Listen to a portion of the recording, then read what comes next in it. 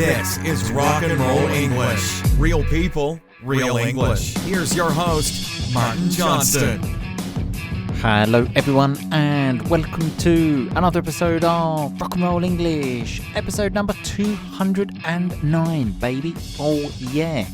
In today's episode I speak to Dan the Man. Yes, he is back. The main man is back. Some people thought he had disappeared again, but as you will find out in today's episode, he has just been busy doing Dan the Man things. Speaking of which, he shares with us today a very, very, very disturbing story. Okay, so disturbing, I was actually tempted to cut it out of the episode. For the first time ever, I was tempted to cut something out of an episode. But as we know, this is real English, real people. Dan the Man would have told me this story anyway. And as you know, RnR English is like listening to two friends chatting in a pub. So the story has not been cut out. But I will say this. Prepare yourselves, okay? And I also have put a little bleep in there just because my mum listens and just to make it slightly less vulgar for everyone, okay? For me included. Also to make you concentrate a bit more, to help you understand what's happening in the story without that word, the important word that has been bleeped out. In other news, the membership to the RnR English family is opening in 2 weeks. The official day is October the 5th. Okay. Remember that by joining the family, you will have access to more than 600. That's right, 600 extra episodes of RnR English. Can you imagine that? Can you also imagine how much your English will improve listening to something you enjoy 600 times? But I will give you more information about that very soon, so pay attention to the Facebook and Instagram pages of RnR English and also your podcast app, because I will make a couple of small podcasts telling you about it. Anyway, here is the episode. Remember, all of the vocabulary is on the website, rockanrollenglish.com/episode 209. There is lots of vocabulary, so make sure you go and find it. I will speak to you all again at the end. Happy listening. Dan the Man, how are you today? I'm good. How are you? Always fantastic, Dan. Always fantastic. So great to hear your boring voice after such a long time. I think some people thought you were dead. I thought I was dead at one point. Well, I'm looking forward to hearing about this, actually. But you have resurrected, similar to Jesus. You've always been a kind of Jesus character, haven't you? I have, yeah. I think between us we could make a good Jesus. I've got the look and you've got the character. So I think between us we would make a good one. There's a lot of upset people now listening to this. Although I haven't actually heard anyone say I look like Jesus for a while, maybe. You do look like Jesus. Okay, thanks. I needed that. I needed that like boost of confidence again. So I still do look like the Son of God. Sure, thanks. Anyway, Dan, it's been a long time, but how do we usually start the show? With a review. Do you think we have a review? Yes. Unfortunately not. It's a dark time, Dan. It's a dark time. When was the last time you had one? You lose count after a while, don't you? You can you know, the first couple of weeks you count and then after that you kind of lose it. I actually tried to leave a fake review the other day via Mrs. RnR's phone. And then there were some complications and I gave up on myself, Dan. So even you can't be bothered to make a review. Exactly. So remember, you can't be bothered. You haven't got the energy. But don't follow my lead, everyone. Please do leave a review. And maybe go for Facebook. They're easier than the iTunes. But all reviews are fine. Anyway, Dan, do you know what we're talking about today? No. I did actually tell you yesterday, Dan. Yeah, but I wasn't sure if you were lying. I didn't want to be, fooled. So I just... Okay, so he didn't want to be fooled. He didn't want to be tricked. But I wasn't lying. I'm a man of my word. So someone that says what he's going to do.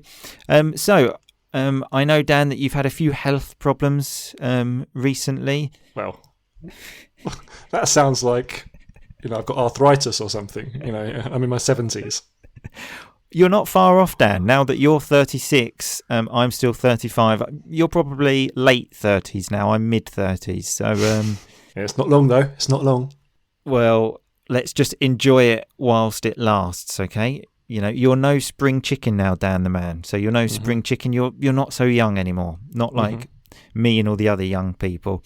So I thought we could talk about how to avoid injuries. The website I got this from was actually howtoavoidinjuries.com. no, it was actually tips for the elderly, how to avoid injuries. Okay, so perfect for you, Dan. Yeah, I'm looking forward to this. Okay, so the first one we have is to remove hazards in the house. Do you have many hazards in your house? Or hazards are like dangerous things? Well, like what? I don't know, Dan. Knives, you know, that could fall on your head, or Well, I stopped putting knives on the ceiling a long time ago. No, I eat all my dinners and breakfast with spoons now, to stop myself hurting myself. For a minute I thought you were actually serious there, because I thought this is a classic Dan the man phrase of like, you know, knives just aren't very good, are they? So now I'm using like environmental friendly spoons. But the thing about you, Dan, is that hazards find themselves in all situations, don't they? Because I remember you telling me once you were in your living room doing some breathing exercises and you passed out, so then you lost consciousness and hit your head on the floor. So No. I don't know what we can do with you, Dan. No, I hit my head on my knee. Oh, sorry. That's totally normal. And then I didn't realise what happened, so I carried on breathing, because obviously I didn't realise I'd fainted. And then my mouth was bleeding. I was like, what's going on? I fainted numerous times. I fainted whilst going to the toilet. And I actually threw up at one point because I coughed. And then I threw up. It's literally like a baby that you can't leave alone. But Mrs. Dan the man, when she goes out, she must think, oh God, I'm going to find him on the floor in the toilet again. Well, she did say that at one point. She said, please don't do that breathing when I'm not here. I can't even breathe on my own. But give it a go. Honestly, it's fantastic. Well, I mean, you haven't sold it to me. So if you say that you haven't sold it to me, you've not made it sound so convincing with your mouth bleeding and then on the floor in the toilet. Yeah, I've obviously taken it too far. But, you know, if you do it in a sensible way, it's very good. Okay. Well, about this removing hazards, this is the difficulty, because we can take away the knives, but it's difficult to take away breathing. Yeah. Well, no, it's not just breathing. It's like an intense form of breathing. Okay, that's good. Real intense breathing. Okay, so moving to the next one is discuss their current health conditions. Okay, so any problems you've got, because I think you do have a couple of problems, Dan. Is that right? Well, I have one problem. I was cycling, I don't know, a few weeks back. Here we go, everyone. Put your seatbelts on. Get ready. Here we go. How much of this story have I told you? I don't even know. So basically, I was cycling back the other day from a lake, and I was following Mrs. Dan the man on this cycle path, and obviously on the cycle path was a massive bin. So Mrs. Dan the man went round the bin. That's a good idea, isn't it? You see the bin, don't go into the bin, go round the bin. Exactly. So I followed her, and we were going relatively fast. I'd say quite fast. But then as she went round, there was a pole in the middle of the cycle path. She went to the right of it. I didn't see it, and I hit this thing perfectly. Just ploughed into it. There's a nice term. When you plough into it, you're just going fast and just boom. Honestly, I could not have hit it better. If I'd hit it a little bit to the left or right, the bike would have sort of fallen to either side. But basically, the bike just stopped. Congratulations, Dan. You seemed quite proud of that. I couldn't have hit it better. Congratulations for hitting the pole so hard. Oh, no, it was just perfect. It was in the dead centre. Dead centre. And I went flying over the handlebars. And then, obviously, I got up into like a squat position because I was a bit shocked, and I was just sat there for a second. The normal position to get into after having a crash on your bike. A guy on a bike behind me stopped and said, "You're right. I went, yeah, I'm fine. Mrs. Dan the man stopped, came back. I was immediately embarrassed because I thought maybe someone's filming this. Maybe, it could be on YouTube. So, no, Why maybe would someone be filming it? Do you think that someone just goes around following you and just filming you 24 hours a day? No, but what if someone's doing like a selfie on their balcony or something? So I got up and I went to the bike. I couldn't wheel the bike because it was broken, so I had to pick up the bike. My arm was really, really sore, and basically, Mrs. Dan went, "What are you doing? Sit down, sit down." And I said, "Hang on, follow me," because I didn't want to be filmed. So we basically just walked around the corner, and then I collapsed on the floor. There's so much there. Like, I didn't want to be filmed. Like the paparazzi were there, like watching you. Well, I didn't want to be on. I don't want to be on one of those videos on YouTube or Instagram. Idiot hits pole. Just mention it on a podcast then. And so you collapsed on the floor. Did you lose consciousness? Was it like when you breathe and you just fall to the floor again? Or well, I went to the floor and then I stood up and then I thought I was going to faint. But it was okay. After about 5 minutes, it was fine. But basically, I didn't go to the doctor.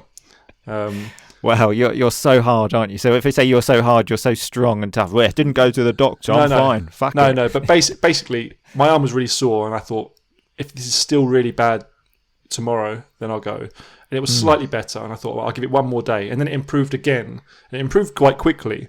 But basically, I'm fairly sure I dislocated it. But it's still sore now. So some nice vocabulary, sore, so it's like painful. I mean, if you dislocate your elbow, I think you told me, yeah, I'm pretty sure you will know about that, and someone has to put it back in place. No, I think it was a partial dislocation and fractured a part of the bone called the radial head. Listen, I've done a lot of research. I'm effectively an elbow doctor now. Okay, sure. So if anyone has a problem with their elbow, just give Dan the man a call. He knows his stuff. Yeah, exactly.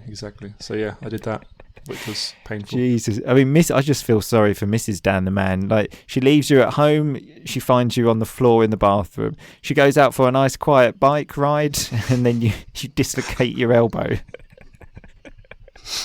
She just wants a quiet life. Exactly. That's why I feel sorry for her. She just wants to have a nice quiet life, but she's always having to say to you, how many fingers am I holding up? Exactly. So another one on the list here is let the health services know that this elderly person is a risk. So I think Mrs. Dan the man should do that. Go to the French authorities and just so they know, just to come and knock on the door every few minutes, just to make sure you're okay. Just to check the milk's not piling up outside their door. Exactly. Another one here is to ask about their last eye checkup. So the last appointment with the opticians, which is the doctor that looks at your eyes. When was your last checkup, Dan? A few years ago. But when I got it done, they actually told me I had better than perfect vision. Does that exist? By the definition of the word perfect, better than perfect, I don't think actually exists. 20/20 vision is like an estimate of what you consider some sort of better, perfect vision. And my eyesight was better than that. So that's a quote. That's a quote from a real doctor. A real doctor, not someone that just looked up on Google something about elbows. Exactly. When you look up, it's like when you do a bit of research. This term that you use there, 20/20 vision, I've never actually understood what that means. I've been told I've got this as well, Dan. Okay, so don't think you're great. You've already said, I didn't go to the doctor, I'm so strong. I've got better than perfect vision. Such a specimen, aren't you? So like a perfect body. Listen, I'm just quoting what the professionals are saying. But I've got 20/20 as well, Dan. Okay, I went, admittedly, more than 10 years ago for the last time to the opticians, but I can still see, baby. I can still see all of the grey hairs you've got there, Dan. So yeah, I've got a lot of them now. A lot of them. Well, count yourself lucky you've got hairs. Okay, I haven't got many grey ones, but the ones I have got are falling out. I was at the beach the other day with substitute Sabrina, actually. She was in Palermo. It was very windy.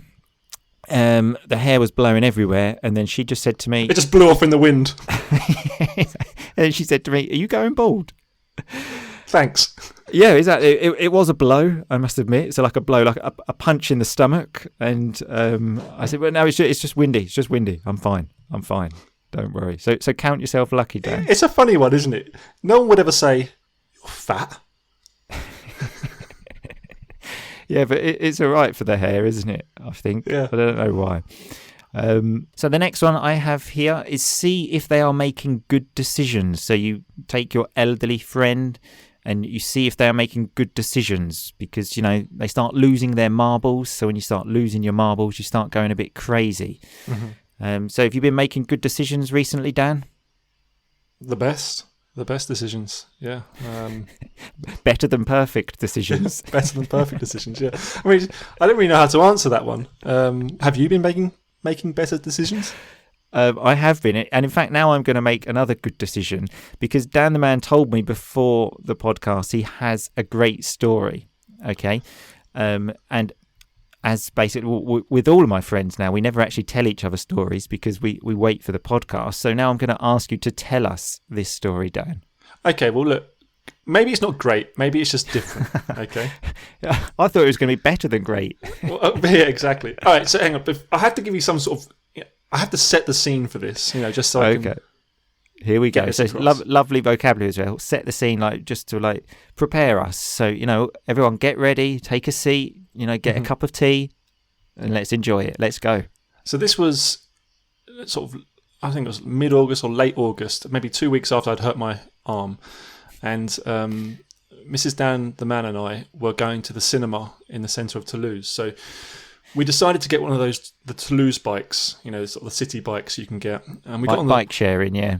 I'm just sort of sniggering here. So sniggering, sort of laughing a little bit, just because this could just go anywhere. I went to the cinema and then I jumped in the screen and then the screen broke and everyone decided to kill me. You just don't know with Dan the man. Yeah. This story takes some interesting turns. Anyway, so got on the bike and was cycling into the town, and then I had a flat tyre. I was like, oh, for fuck's sake. So a flat tyre is when the wheel has got no air in, let's say. Exactly. So I said to Mrs. Dan the man, listen, I've got a flat tyre. Let's change it at the next bike station. She goes, okay. So I'm going along, boom, boom, boom, boom, boom, boom. Eventually got to the... this bike station. When you came and visited me, it's basically right next to a big, big park. It's right outside the front, I was not paying... I mean, that was 3 years ago, Dan. Do you think I was paying a lot of attention to bike stations? You know the park, don't you? Okay. I know no one else will know the park, but just for Martin's reaction, you need to know where this was, okay? And so the bike station's there, and we come down, and obviously there's a lot of... It's a weird sort of community in Toulouse of a lot of homeless people, but it's not like a desolate homeless community. Are you part of that community, Dan? No, not yet, and certainly not now. But basically, there are people drink on the street. They've got dogs with them and all this sort of stuff. But occasionally, you get people who are just a little bit out of control. So I came down to the bike machine, and I could see these two guys, and they're relatively close together, sort of about 15 feet outside the front of the park, and they were talking quite loudly, and immediately I'm thinking, oh God, I hope they don't talk to me or ask me for money. All right, so I'm on the bike machine looking, and they're to my right at this point, maybe 10 feet to my side, and they're talking quite loudly. I think they're going to come over and talk to me. I just I'll get this bike, get out of here. And then I heard one of them go, he goes, c'est bon, which means it's good. That's good. This is good. And I thought, Jesus Christ, they're doing hard drug. I just thought they're either snorting cocaine or shooting up heroin. Okay, a nice term there for shooting up. That's what you do if you like heroin. Then, then you, for anyone listening, shoot up. Yeah. So anyway, I'm thinking, Jesus Christ, fucking animals. And as I'm hitting the bike thing, get the bike, turn to my left, get the bike, and I look up, and Mrs. Dan the man's there on her bike, and she sort of looks a little bit shocked. And she goes, Dan, look. And I turn round, and one of them was sucking. It was just 3 o'clock in the afternoon. I mean, that is not where I expected the story to go. I mean, people listen to this in the daytime, Dan. That's something. Can you imagine what it was like seeing it? I was so shocked. Okay, I turned around. I looked for about 2 seconds, and I just could not process what was happening. I turned around to Mrs. Dan the man and went, is he? I mean, it was so obvious. It was so. I can't believe that we're talking about this. My mum listens to this podcast, Dan. What am I meant to do? Honestly, I was fucking mortified. And the thing is, I said we just got out of there. Actually, I got another flat tire on the bike. But anyway, when I was in the cinema, I thought. Oh, so the story's not finished there? No, the story is finished. But I'm just saying, Okay. what I should have. What I was thinking, should I have gone on shouted them? Should I have gone on punched them? And I thought, but then do I want to get in a fight with two blokes and one of them's got his cock out? You know, it was disturbing. It's disturbing talking about it, Dan.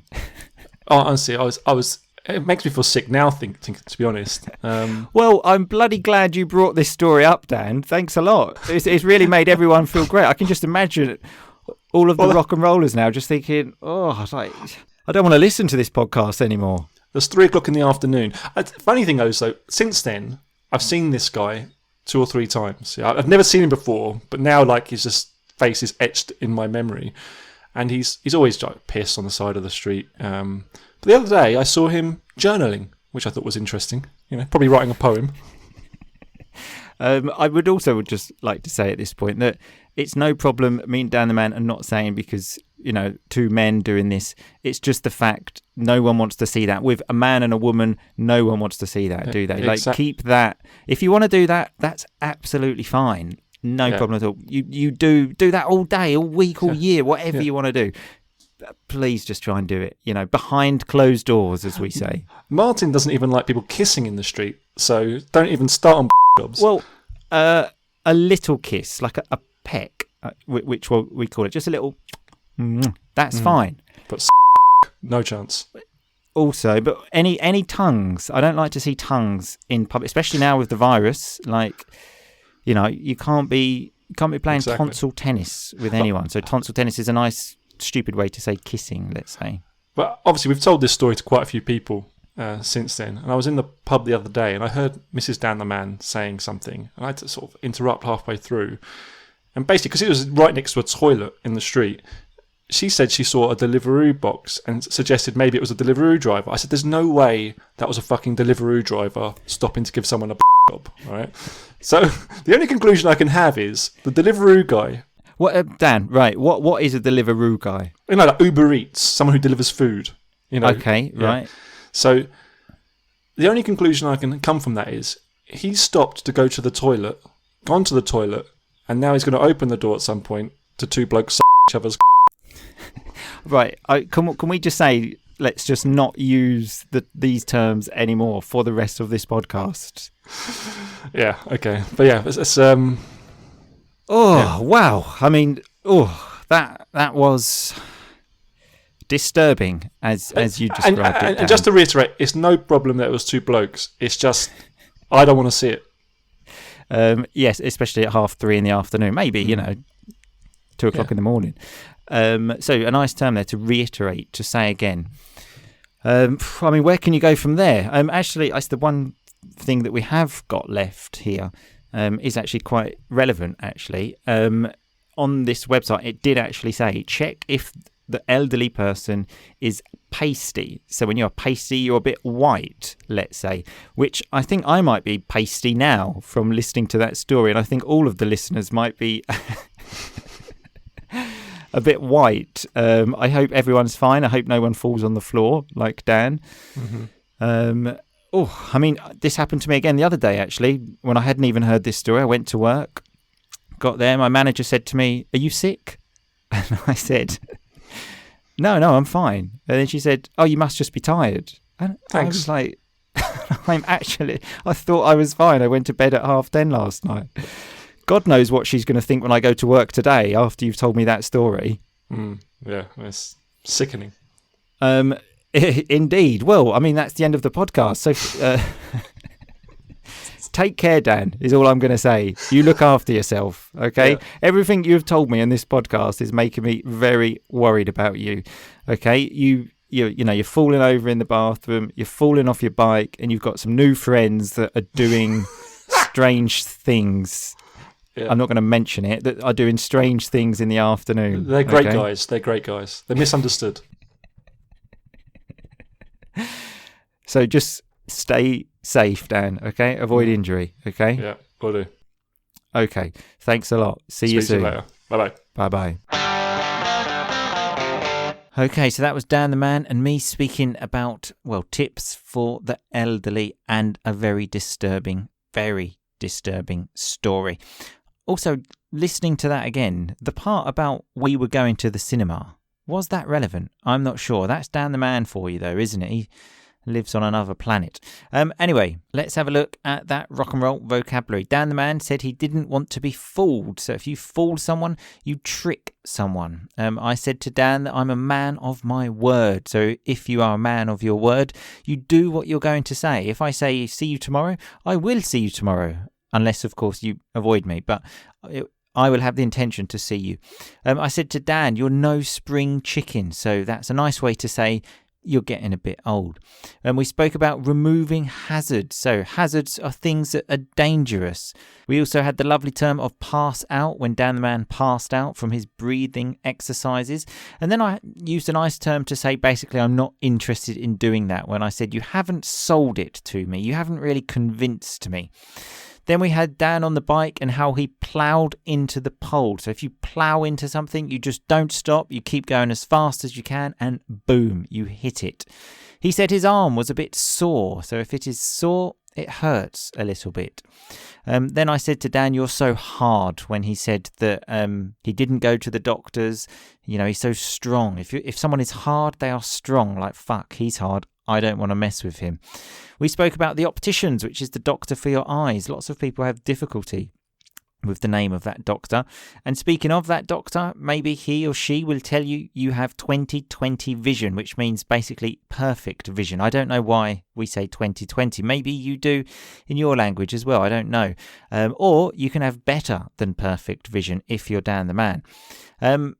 I described Dan as such a specimen. So a specimen is used in this situation to say like a perfect body, perfect human being. In fact, scientists use these because it's like the perfect example. They use a specimen. So if they need to show an example of like a superhuman, they can use Dan the Man. I described how when substitute Sabrina said to me, are you going bald? It was a blow. So it was like someone punched me in the stomach or the testicles. And then I said older people start losing their marbles. So if you lose your marbles, you go crazy. It's just another funny way to say it. Yep, he's losing his marbles. He's going crazy. Dan the Man set the scene for us when he told us that story by telling us lots of irrelevant information about the cinema. He was like preparing us, but I don't think you can ever be prepared to hear that kind of story. I used the term sniggering when I said I'm just sniggering here, just laughing a little bit. We had flat tire when you've got no air in your wheel of the bike. We had a lovely term for shooting up heroin. So, you know, if you like heroin, then I suppose you shoot up, well, you shoot it up. I'm not actually sure how that works, but maybe you do if you like heroin. I don't know, but always good vocabulary to know. Or if you don't do that and maybe you're watching a TV series, it could still be useful. We had it, do it behind closed doors. There's a nice term to say basically do it in private.